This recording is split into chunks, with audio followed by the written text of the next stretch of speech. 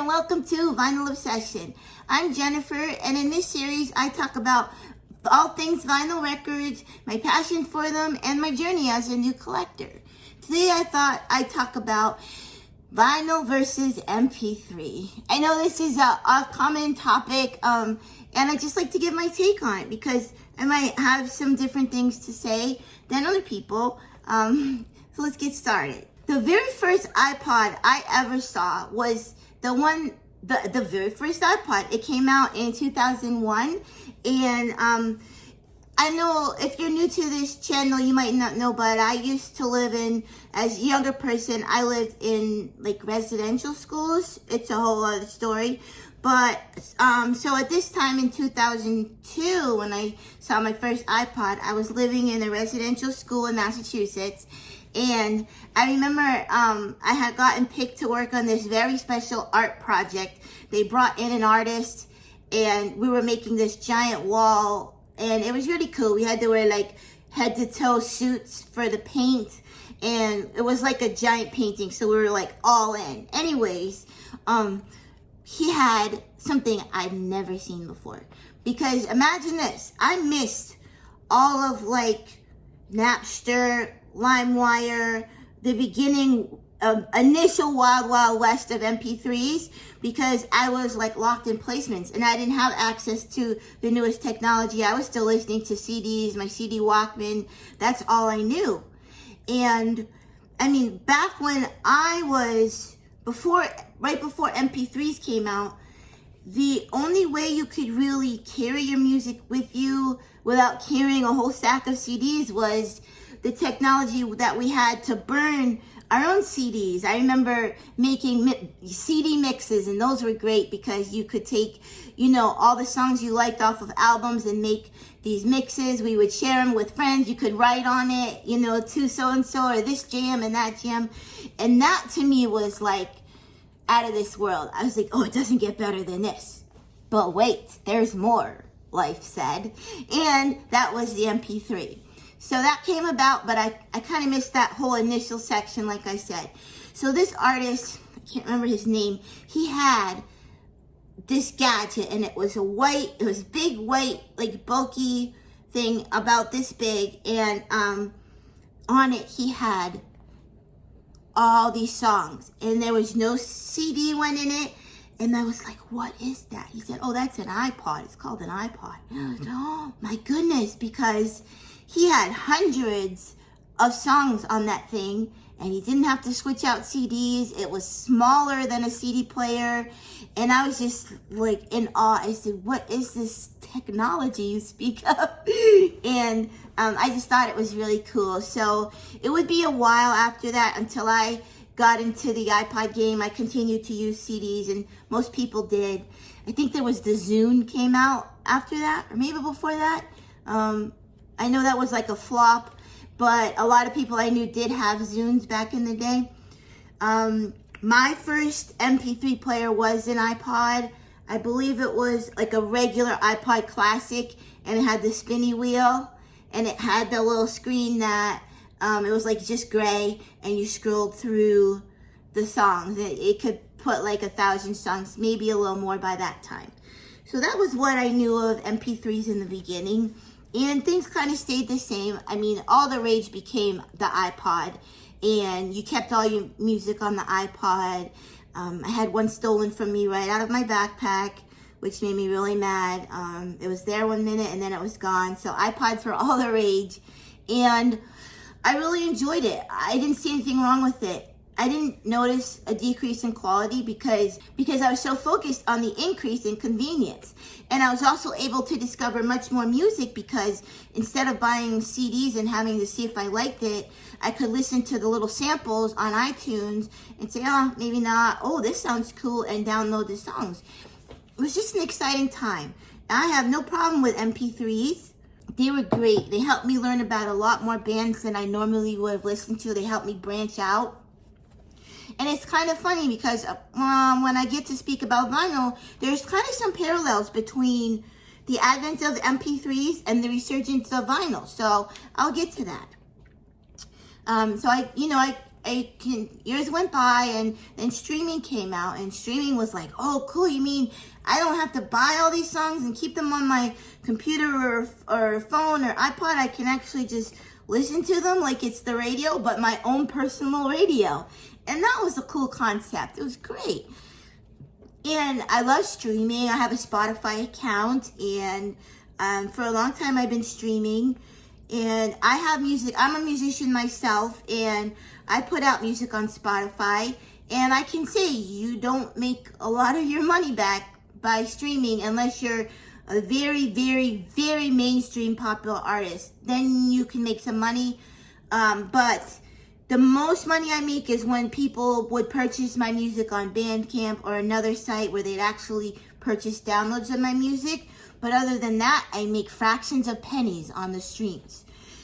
So I can understand a lot of musicians having issues with streaming too, because it's hard to make a living that way unless you're extremely popular.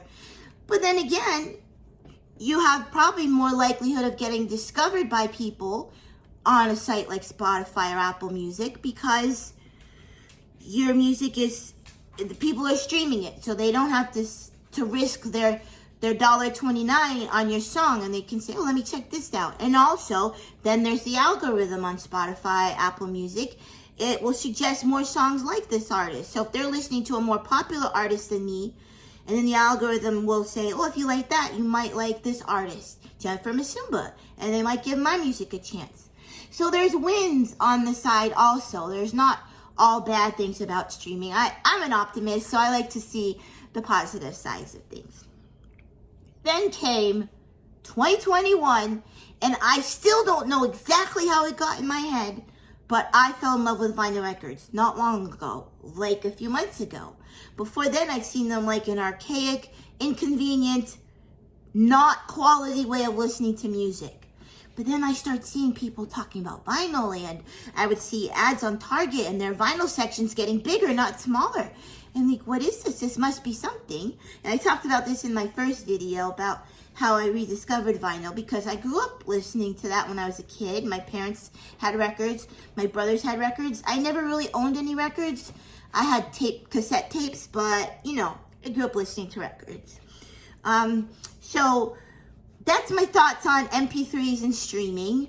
Now my thoughts on vinyl. I just want to give an example of how I think MP3s and vinyl and streaming can kind of work hand in hand. Okay, I was reading a music blog, and one of their mentions was this band. I believe I pronounce it Nana Grizzle. I'm not exactly sure because I've never heard it pronounced before, but I saw the artwork, the album art, and that's what attracted me initially to this band, was simply this album art, because it spoke to me. I just love it, and I get it. It's something I would draw, And so from the artwork, I said, well, let me see this band. They just intrigued me. And I went on Spotify, and I listened to a few of their songs, and I fell in love. I was like, I love this.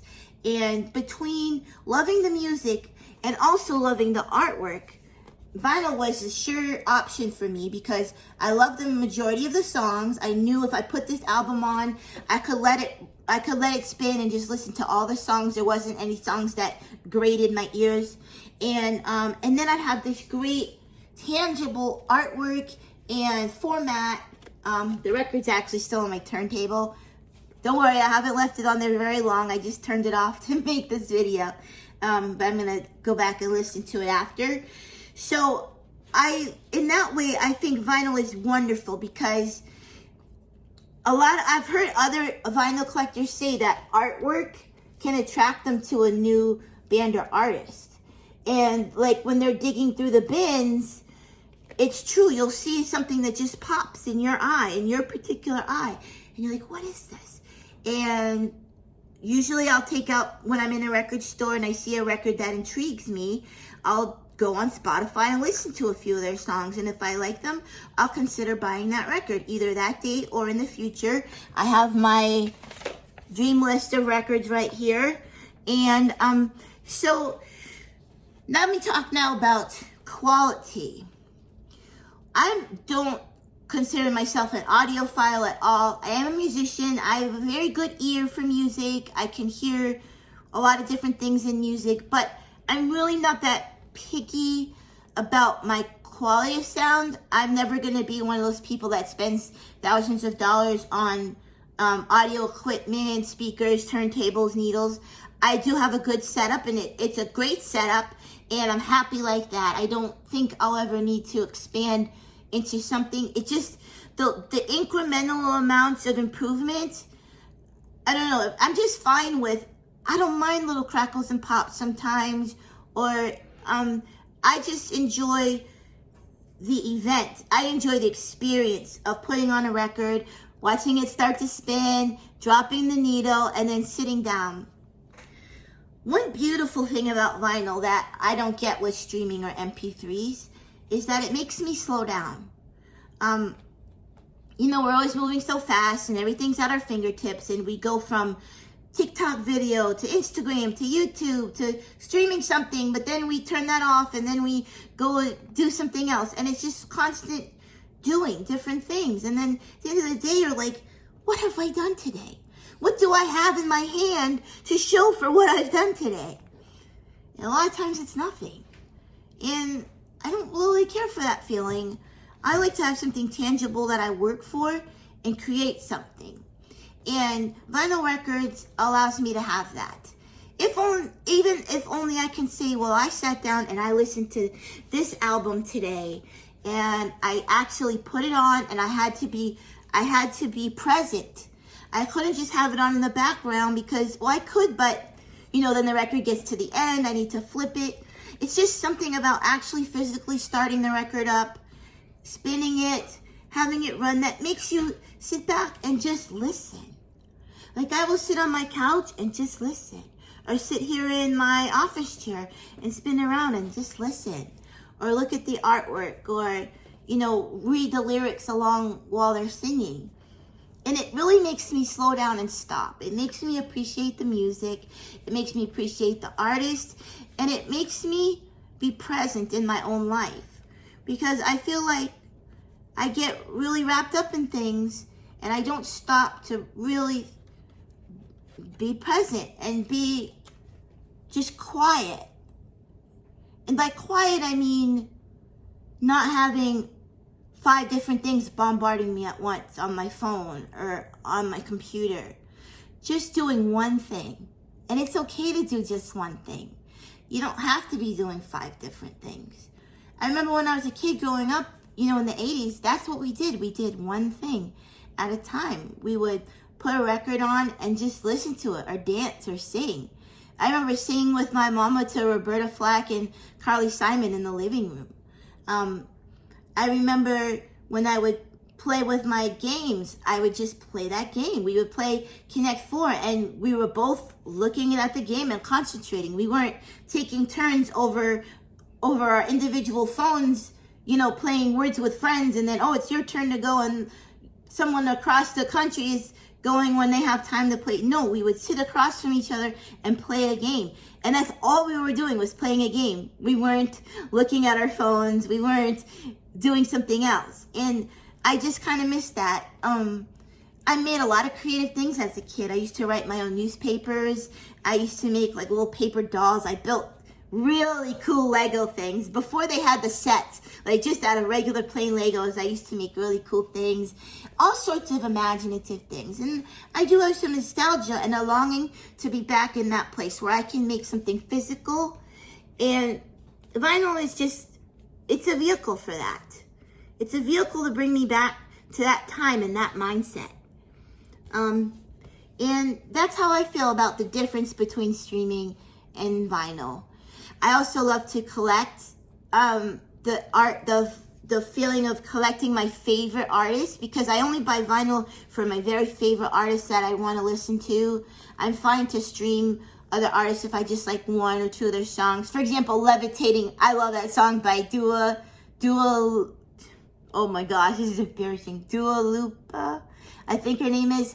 I love that song. But I'm not going to go buy the whole album. But I really love that song. So I'll stream that. I'm fine. But I really enjoy vinyl records for this reason. Okay, so I wanted to do one other thing on today's video. I wanted to tell you about a new series that I discovered. Obviously, I didn't discover it because it's been out, but I'm really kind of obsessed with this new series of vinyl records. I really want to collect all the ones that have come out on vinyl, and I really hope this company, if you ever see this video, which you won't, put some of their older material out on vinyl, and that is Rockabye Baby. Lullaby renditions of, well, this one is Wu-Tang Clan, and they also have Weezer, they have Ed Sheeran, they have The Doors. I mean, they have all these classic artists, and their lullaby versions. And I saw this in the store, and I was like, wait, what? And I love the artwork, and I just love the idea of taking something like Wu-Tang Clan and making a lullaby rendition. And I asked the woman that runs the record store, I said, well, what?